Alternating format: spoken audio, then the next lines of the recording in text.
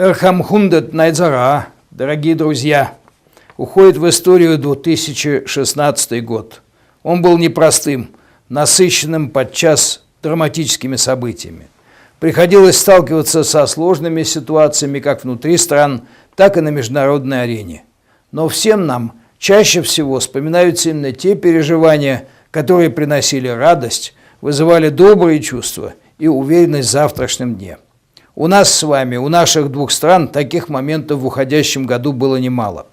Это и 95-летний юбилей российско-монгольских дипломатических отношений, 35-летие со дня полета в космос монгольского космонавта генерала Гуракча, 120-летие со дня рождения маршала Георгия Константиновича Жукова, внесшего весомый вклад в защиту независимости Монголии. Успешно проведено юбилейное 20-е заседание Российско-монгольской межправительственной комиссии.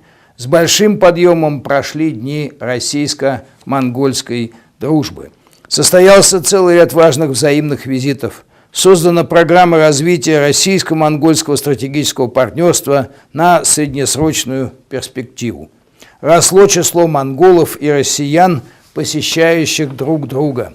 Увеличился контингент монгольских студентов и аспирантов в вузах России. Всех дел и не перечислишь.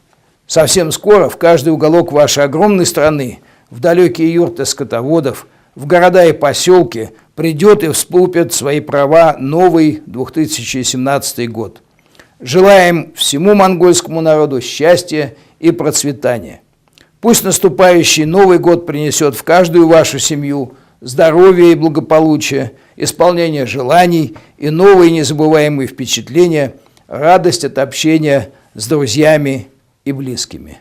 С Новым годом! Шинажалин Манхургая, Байрын Манхургая.